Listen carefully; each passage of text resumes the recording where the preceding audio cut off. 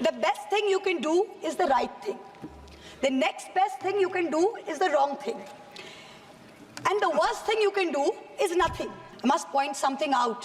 When we talk on the governor's, speak on the president's address, the Honorable Prime Minister leaves the chamber. Today, when we are speaking on the finance bill, the Honorable Finance Minister leaves the chamber. We members of the opposition are deeply pained by this. We hope that the government will take notice of our pain and be present in the House each time that we speak on relevant issues. Who is this budget for? The middle class make up 31% of India. The poor make up between 60 and 65% of India. I will demonstrate how this budget systematically strangles the poor and the middle class.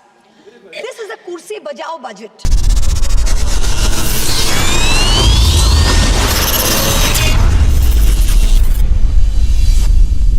I stand here today on behalf of my party, the All India Trinamool Congress, to speak on the finance bill. Madam, I have to say I'm deeply pained at the very onset. I must point something out. When we talk on the governor's, speak on the president's address, the Honorable Prime Minister leaves the chamber. Today, when we are speaking on the finance bill, the Honorable Finance Minister leaves the chamber. We members of the opposition are deeply pained by this. We hope that the government will take notice of our pain and be present in the House each time that we speak on relevant issues. Theodore Roosevelt, the 26th President of the United States, had said, "In any moment of decision, the best thing you can do is the right thing. The next best thing you can do is the wrong thing.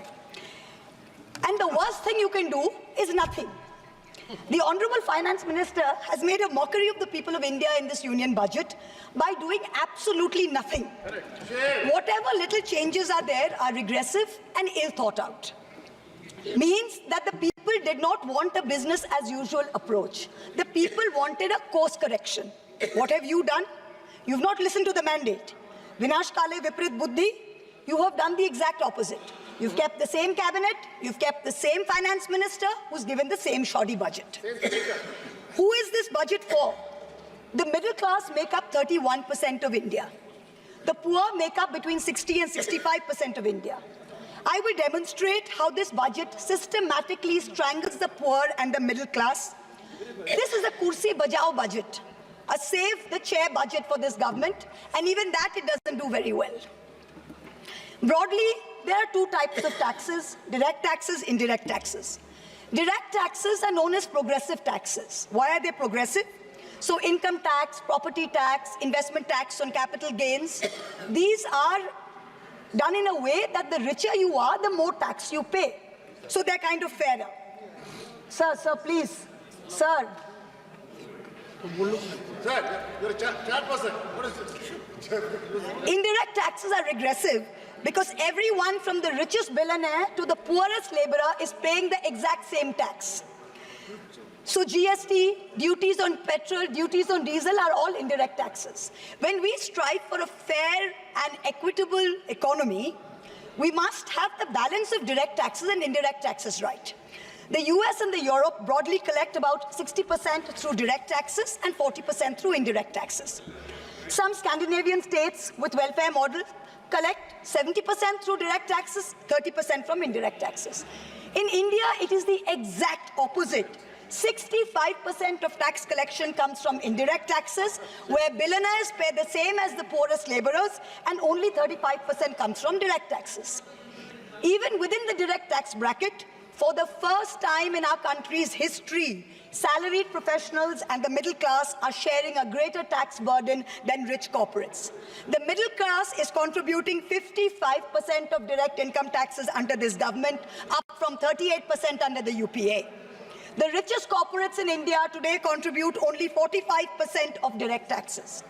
Not only is the middle class being taxed, but now with this budget, the savings of the middle class have also been taxed with removal of indexation and with a rise in the short-term capital gains. Investors who've made more than 11% return, we've done the calculation, that's about the threshold rate. If you have made more than 11% returns, so if you've made higher returns, then this new tax regime with the removal of indexation has happened is good for you. Now, people like our parents, pensioners, salaried middle class, risk-averse people who invested in gold, in property, in debt mutual funds, the removal of indexation has harmed them disproportionately. So the middle class has lost out. Debt mutual fund holders will end up paying more than 40% more tax because indexation is being changed from 20% to 12% for investments made before April 1st, 2023. So this is effectively penalizing those who've made low profits. You've anyway made lower profits. People think real estate has made enormous profits. If you look at RBI's housing index for the past 10 years, the average rise in property prices has been between 4.5% and 5%. So if the middle class is invested in property, that is below 11% return, so indexation is going to harm you. The current GST regime is irrational and iniquitous. There is 18% GST levied on life insurance and medical insurance products. The Honorable MOS Finance yesterday, on Monday, told this House that the government has collected 8,263 crores as GST on health insurance for the fiscal year 23-24 alone. This is blood money. Our Honorable Chief Minister Mamata Banerjee wrote a letter to the Finance Minister, to the Centre, pointing out that this is a completely anti-people tax. What is life insurance? What is health insurance? It is people guaranteeing and spending money and protecting against life's uncertainties, against accident, against injury, against ill health, against death. What are you doing? You are imposing GST, same rate that a billionaire pays, the poorest middle class person has to pay. So people are deterred from taking out new policies. People are deterred from continuing existing insurance. This should be removed at the earliest. Now, let me now move on to what affects more than 70% of Indian citizens, social sector allocations.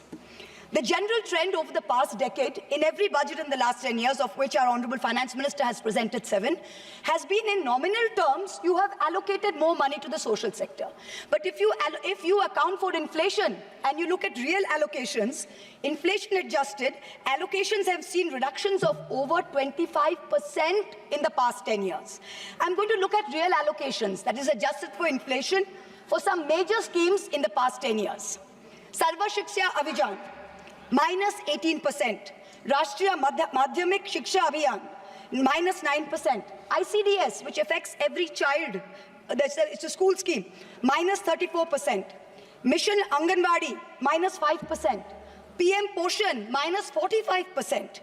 PMGSY, those of us who have rural areas, the Pradhan Mantri Gram Sadak Yojana scheme, minus 47% reduction in real terms. The National Social Assistance Program, minus 20%. The combined expenditure on 5 social schemes, the top 5 social schemes as a percentage of GST, of GDP, has declined from a peak of 0.93%, so almost 1% of GDP in 2009-10. Do you know where it is today in 23-24? It is 0.36%. It is only a third of what it was in 9-10. The Manrega budget during COVID, when the centre was telling all the states, please give employment to the labourers, they are going back. The Manrega budget in 2021 was 0.6% of GDP. Do you know what it is today? 0.26%. No, specific budget figures for 24-25 are shameful. Specific figures, let's look at the specific figures. The allocation for Samarth, which is maternity entitlement and the creche scheme, has been reduced by 70 crores compared to budget estimates of last year. The budget for the National Social Assistance Program, for again those of us with rural areas, you know how important this is. This is what gives social security pensions to the elderly, to single women, to disabled. This is unchanged from last year at 9,652 crores. 9,600 crores, same as last year, no adjustment for inflation. The central contribution to social security pensions has been unchanged since 2014. It was 200 rupees in 2014. It is still 200 rupees per person today. The price of the cutlets in the parliamentary canteen in the last 10 years have been adjusted for inflation with the government's approval. The price of the cutlets in the parliamentary canteen have more than doubled. But when it comes to giving social security for the poorest of the poor, it is still 200 rupees in the last 10 years, no change. This budget's allocation, there is no room for higher salaries for Anganwadi workers. Their salaries have been unchanged since 2018. No room for higher honorarium for midday meal cooks. You have to understand a lot of the women in villages depend on only Anganwadi sectors and midday meal sectors for any source of employment. There has been no higher allocation for supplementary nutrition given to children. The National Food Security Act, the NAFSA, mandates coverage of 67% of the population through PDS. The Prime Minister has very proudly proclaimed that this is a food surplus country. Fine. Then why have we not increased the population covered under rations? Since 2011, you have not had a census. Since you have not had a census, you have not increased the number of people being covered under rations. Also, one very important question. Why is the central government blatantly defying the directions of the Supreme Court? We went to the Supreme Court on the migrant workers case. The Supreme Court gave an order, a direct order to the central government, that the central government is to give rations to 8 crore migrant workers of the unorganized sector who have been left out of the food security net. The last hearing was on 16 July 2024.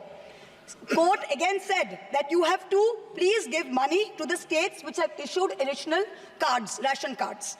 But there's no room in the budget for this. There is no allocation. In this rush to protect its own chair, the government is making a very dangerous mistake, which is it's not giving enough to protect our borders.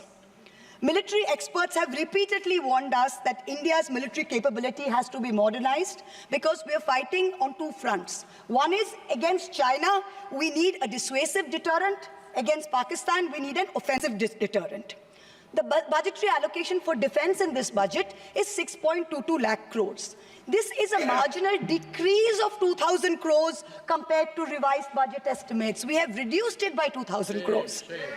This year's allocation, the budget defense allocation, is 1.9% of GDP. This is the lowest since 1960, the lowest. Shame. Despite many economic constraints, past governments had always given close to 3% of GDP, which is the universal norm for defense. Over the last decade, ever since this government's been in power, it's been hovering around 2%. We have been unable as a government to compel China to restore status quo ante-April 2020 on the line of actual control. We have been unable to deter Pakistan. In the last 2 months alone, over 50 security personnel and about 10 civilian pilgrims have been killed in Jammu. Capital expenditure on military equipment, 1.7 lakh crores.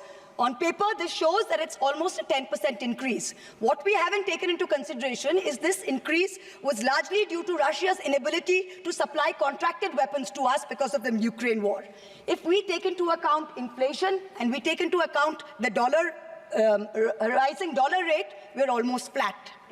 The gap between projections made by the armed forces and between actual allocation is 17 to 23%. That's the gap. कुर्सी बचाने में आप मस्त थे, देश को भी देखिए. We need close to 3%, 2.5 to 3% of GDP to defense. This is something that the country needs to look at. The Honorable Finance Minister started off her speech by talking about the focus on Annadata or farmers and how much this government has done for farmers. The Economic Survey of 24 says 42.3% of Indians depend on agriculture. That's 600 million people, that's 60 crore people. If I looked at the economic survey, 22nd July, very carefully. What did the headline say? The headline says, agricultural sector has registered an annual average growth rate of 4.18% in the last 5 years. But then I needed to read and read and read, and in the fine print was written that last year was only 1.4%. So 4.18 over last 5 years is anyway, when you compare it to inflation, is nothing. But when you compare last year's growth of only 1.4%, what is it saying for 60 crore of our people who depend on farming? Productivity and resilience in agriculture was one of the first themes, priority number 1, according to the Finance Minister's budget. She had made 9 priorities. This was priority 1. But the provision for agriculture and allied sectors is only 1,52,000 crores. Whereas the provision for one bullet train from Ahmedabad to Mumbai is 1,08,000 crores. Please look at the comparisons, everybody. Priority 2, Finance Minister said, is employment and skilling. This government has got the worst track record of creating jobs. India has more jobs in the informal sector, not in the formal sector. The budget is talking of an internship program with the top 500 companies. This is a joke. The top 500 companies employ 70 lakh people in total.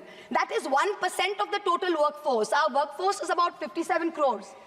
You are expecting companies which have a total which employ 70 lakh people to give employment to 1 crore interns.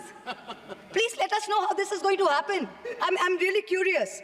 The real problem is somewhere else. The real problem is that 10.3 crore youth have basically become so dejected, they have given up looking for jobs.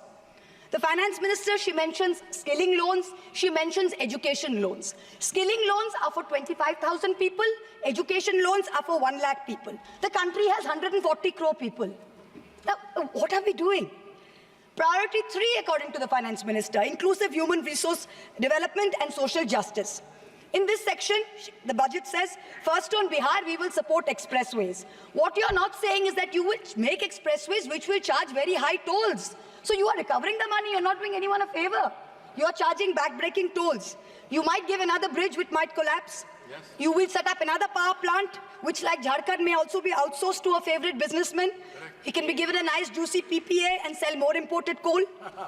Secondly, on Andhra, there are no grants, but only loans, that too from multilateral agencies. So basically, dollar loans will be given to Andhra Pradesh, which future generations will have to pay back with interest. There was also another sweeping statement. Grants for backward regions of Rayalaseema, Prakasam and North Coastal Andhra, as stated in the Act, will be provided. I looked in the entire demand for grants with a tooth comb, with a microscope. And I looked at the expenditure budget, nothing was provided anywhere. I don't see the intelligent people of Andhra being fooled by this. Priority 4, manufacturing and services. The finance minister has devoted an entire section on how MSMEs are a priority. I believe her, yes, it should be a priority.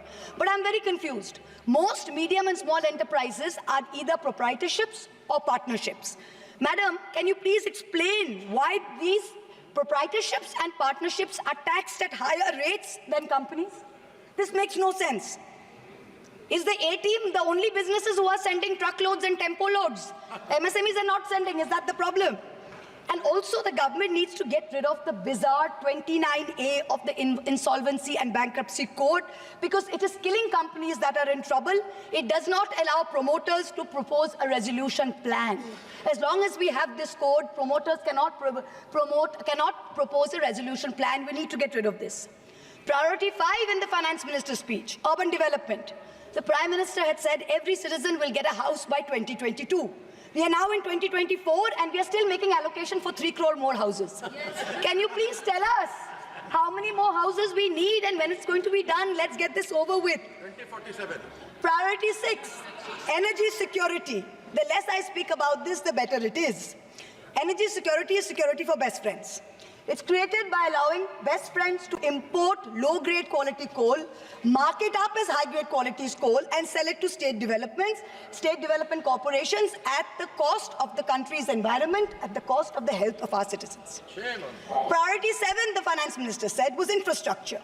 She announced in a true style of Shagun that she's gifting the nation 1,11,111 crores. 111,111. This is flat on last year. Sadly, most of this will go towards crony capitalists. You'll make roads that have potholes, you'll have airports that leak, you will have bridges that fall out, and the taxpayer will pay for this. The budget speaks of private sector participation. But remember one thing, they bid out 6 airports to one company for a fee to be paid by the government. Then they created a policy that allows the regulator to keep increasing the user development fee. So actually, it's the flying public of India that are paying for this. Priority 8. Innovation, research and development. Grand words, these are just grand words. The finance minister seems to have forgotten that most entrepreneurs register their product and software IPs in foreign countries like the US, since IP registration system for patents is a complete failure in our country. Unless you fix patent registration, this is not going to happen. The last priority she talks about is next generation reforms. This is also another Jamla. She says, I propose to earmark a significant part of a 50-year interest-free loan for competitive federalism. So this is double speak. We'll keep this money in our pocket. If Nitish ji and Chandrababu ji see through our Jumla and they make a big fuss, we'll have some additional funds to keep them happy and to keep the government going. Finally, I have to mention one interesting fact, and I hope that the Treasury benches will have the patience to hear me out. Please. I wholly agree with the Finance Minister on one thing. The budgets for the CBI and the ED have been reduced this year, and I was wondering why. Is it because the voters didn't like the fact that you were using the CBI and the ED to go after the opposition and file fake affidavits? Or is it because you have outsourced the CBI and the ED completely to a businessman in Ahmedabad who's controlling the whole thing? Why have you reduced it? Number one, the former Maharashtra Home Minister highlighted how BJP leaders and agencies have threatened him to filing a fake affidavit. In the case of Sandesh Khali in West Bengal, the women have confirmed on video that BJP leaders forced them to file fake statements. Similarly, I'm told in my matter, Mr. Adani on October 16, 2023, got my friend to his office in Ahmedabad and threatened him with dire consequences to file a fake affidavit. Actually, it was Mr. Adani's in-law, Mr. Cyril Shroff, who filed the fake affidavit and forced him to sign it. Even today, every mid-level official in Adani's office calls mid-level officials in the CBI and says, 161 statement change karaiye, aapka sir ko bulaiye, madam ke against mein statement dijiye. I am telling the CBI via you, madam, please take a 164 statement once and for all. Don't keep calling back people at Adani's behest to change 161 statements to implicate me. It's going to get you nowhere. Let us reduce the CBI and the ED budget to zero. Let us, Mr. Adani, pay the full 1,500 crores. Let us outsource it completely to him. End of story. In short, this Kursi Bajao budget is a desperate attempt by the government to stick its head in the sand and act like that the mandate of 2024 never happened. But the coming days are going to prove the instability of this government and the inefficacy of its economic policy. We wait for that day. Thank you very much, madam. Thank you. माननीय सदस्य The honorable member has made specific allegation against the government and a particular business house, and she has been tortured like anything. The matter may be referred to the privilege committee. Suamoto privilege committee has to take action on this. It was very serious allegation.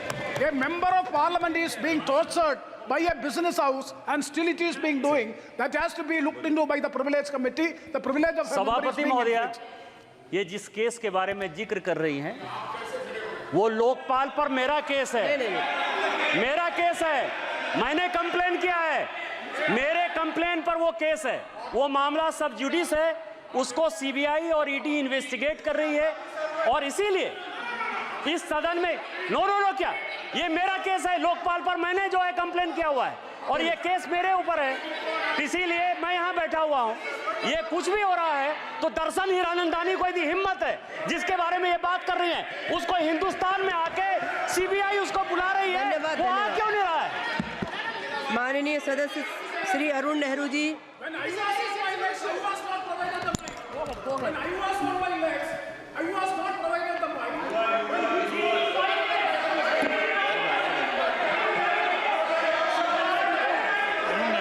Please continue.